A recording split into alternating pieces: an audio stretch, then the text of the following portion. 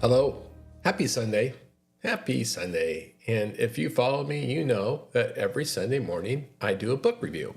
And it's just been fantastic. Now, this week's book is much lighter than my book last week. Of course, last week I did Never Finished by David Goggins. So anything that came next was going to be lighter. But this week I picked a really fun book. It was really enjoyable. I listened to it on Audible.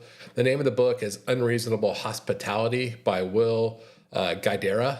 And it's really a story about how to create the number one restaurant in the world. Like, what does it take to be that exceptional to be actually rated number one in the world? And there are phenomenal restaurants around the world. And so it's a great story about passion for excellence and hospitality. It's also fun, this inside baseball about all the other great restaurants in the world and the great chefs and who's doing what. It gives you really good insights. And, projects like The Bear, that series on, I don't remember what channel, but it's a great series about a restaurant. It's kind of based or references this book. It actually gets quite a bit of reference, from mainstream media. This book's been a bestseller. And and the subtitle of the book is The Remarkable Power of Giving People More Than They Expect. Now, the story is really about how Will and his partner, Daniel Hume, built 11 Madison Park in New York. And they transformed the restaurant into a fine dining restaurant. And then they built it slowly to be the number one rated restaurant in the world.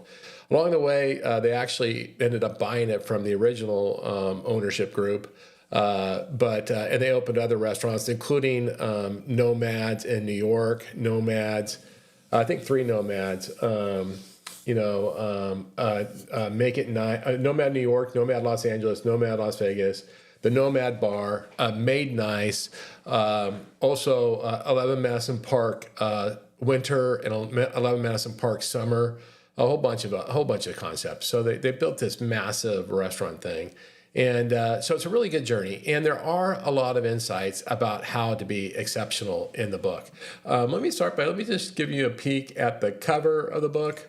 And then we'll get started. I'll give you the highlights, which will be great. So here's a copy of the cover of the book. As you can see, Unreasonable Hospitality, the remarkable power of giving people more than they expect.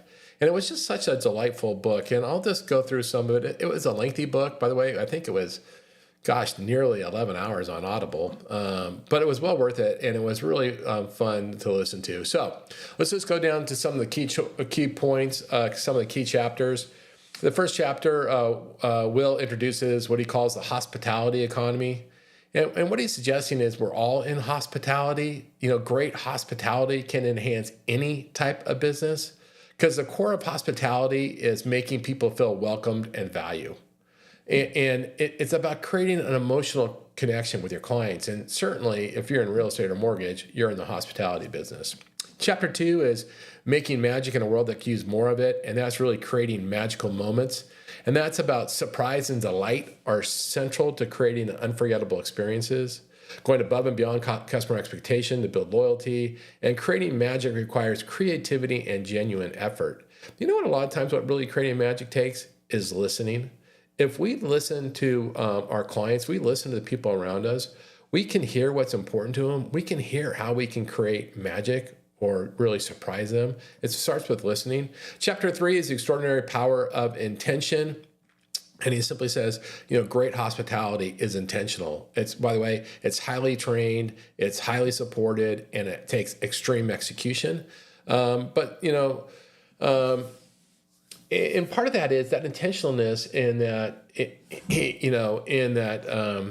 the power of intention is, making sure that your whole actions align with your values. Because if they don't align with your values, then you can't create the intention that fuels that. Chapter 4 is lessons in enlightened hospitality. I really love that word, enlightened hospitality.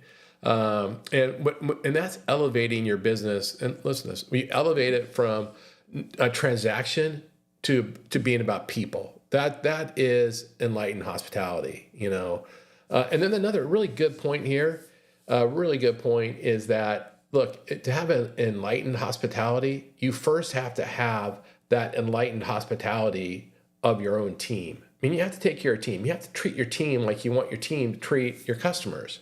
And so enlightened hospitality starts first with the people that work with you. Chapter 5 is kind of not wonky, it's just interesting. It's called Restaurant Smart versus Corporate Smart. What he's talking about is, small restaurants, single restaurants, they can be really creative because there's not a lot of rules. There's not a lot of structure. Where corporate smart, big conglomerates have, huge corporate entities that, create all this structure and all these mandates, but they also create standards. And so he argues, look, you need to have the flexibility to have creativity, but you also need to have frameworks to be able, and rigid structures to support innovation. You need both. You need both the structure and the creativity. And he goes, that's one of the hardest things to create in a restaurant. How do you be fiscally responsible? How do you have standards? How do you have excellence? But yet how do you allow creativity that creates these magic moments? An interesting chapter, more leaning towards restaurant type. Pursuing a true partnership is chapter 6. And it's really about how to build partners within your company, with your team and your business partners, and even your guests. And it's from, as you'd expect, mutual respect and collaboration, those type of things. Chapter 7, setting expectations. One of the things and it's amazing it is amazing how much detail they focus on everything. I mean, everything. Like how many times they polish a single wine glass, how they do it, how they... everything, every single thing in a restaurant that's in the top 50 is somebody's obsessing about everything. And so setting expectations is really just about setting high standards and training to high standards. That's what it's really about. And Will would argue that takes over communication. And he gives some vehicles on how he communicates with his team, some examples. Chapter 8 is breaking rules and building a team.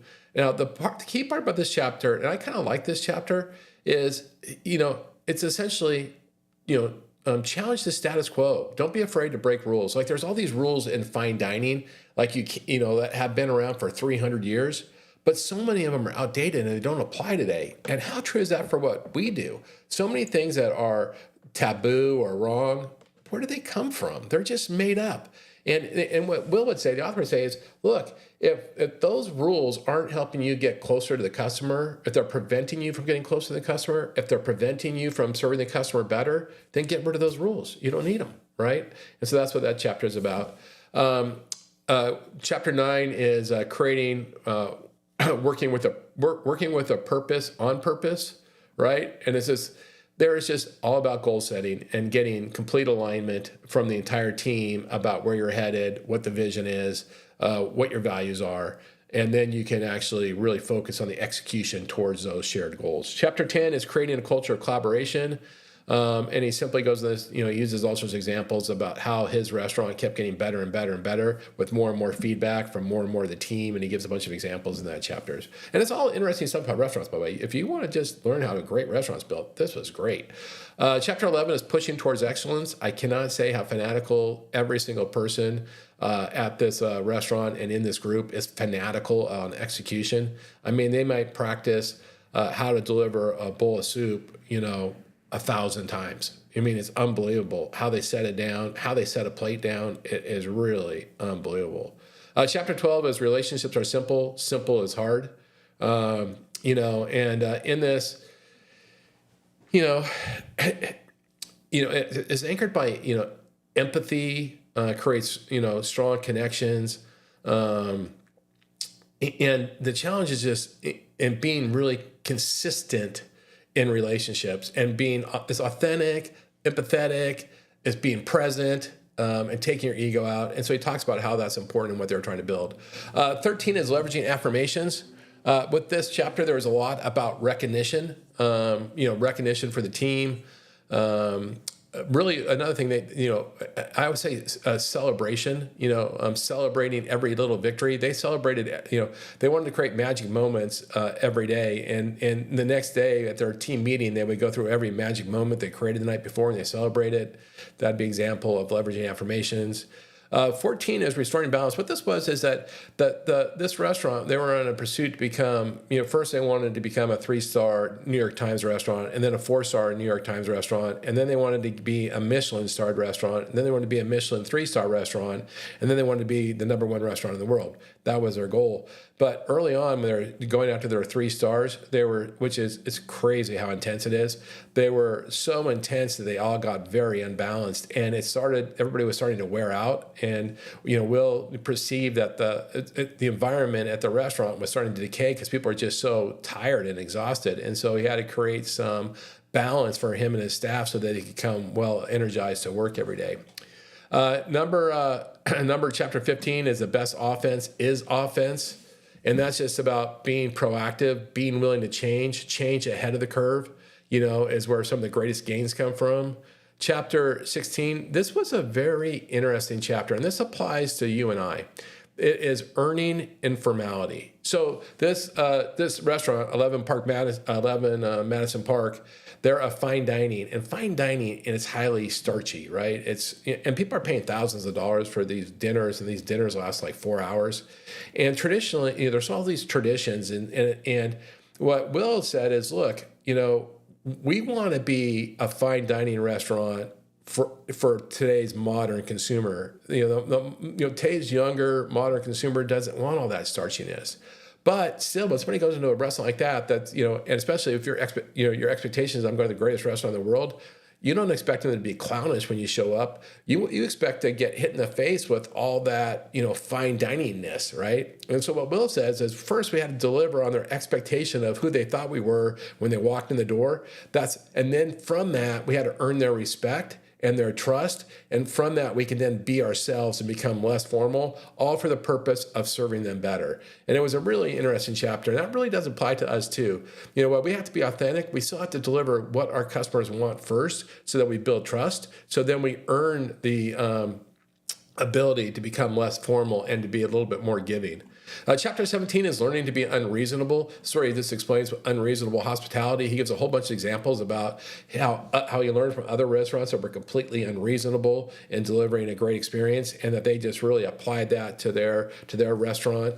And being unreasonable is just figuring out how to create really memorable experiences for your customers. And it's about going above and beyond. And delivering unexpected and surprises to guests. So I like that chapter. That was chapter really good. Chapter 18 was improvisational hospitality. And that is like, in the end, you have to create space for flexibility for the magic to happen. Like, you have to have all this structure, all this execution. So in the moments when you have the opportunity to create magic, you have it. And that you allow the flexibility in those moments, because the rest of the whole experience is already built. And now it's just, frosting on the cake. Another really good chapter. Chapter 19, scaling a culture. Culture is a big part of this book all the way through. It's mentioned laced throughout the book. It was a really good chapter. And what it was is that they use culture in order, it's like rocket fuel that, it aligns their values. Everybody buys in on the goals, and that culture binds them all. And they really use it well in the book. Chapter 20, which is a really interesting chapter. It's the last chapter. It's where that's where they finally become, after 6 years pursuit, #1 restaurant in the world. It's back to the basics. And what he said is, look, we had built so much wow and awe that, people were starting to get overwhelmed coming to our restaurant, because you come for a dinner and it was 4 hours. And in those 4 hours, we might give you 90 experiences. But what if you just want to come and eat a steak or come and eat a fine meal, and we're bothering you 90 times? They had 16 courses or 18 courses, and every course came with a story, and you had like 20 people helping you. It was just overwhelming. And so what they thought, to actually become the best restaurant in the world, they had to dial that back. And they went to like 9 courses. They went to, they went more to flexible service, reading what the customer wanted. Do they want customer want more interaction, less interaction? And so it came to that. Their whole philosophy was made for one. Like, each experience was made for one customer, that one customer. So anyway, that's the book. That's all 20 chapters. Some of the key lessons is hospitality is more than service. Intention is key to giving unreasonable hospitality. Enlightened hospitality. It allows, is where you serve your people first so your people can serve other people. Proactive leadership is getting ahead of the curve. Improv and creativity, which we've already talked about. So this was a great book. I really enjoyed it. It's a good read. You can get plenty of management stuff out of it. You can get plenty of sales stuff out of it. You can get plenty of customer service stuff out of it. And it's also a good read. It's also really fun. Now, I know I want to go to some of these restaurants. I never really had want to go, but I want to go experience what that. I love it. I don't care if you're an athlete or if you're a restaurateur. People that just are fanatical about mastering their craft, I love that. And I hope you do too. So that's my book of the week. Thanks for checking it out. Thanks for listening. I hope you're having a great weekend or off to a good start of your next week. Don't forget to check me out on socials, particularly LinkedIn. I posted a ton of stuff on that. With that, have a great rest of your day. Thanks so much.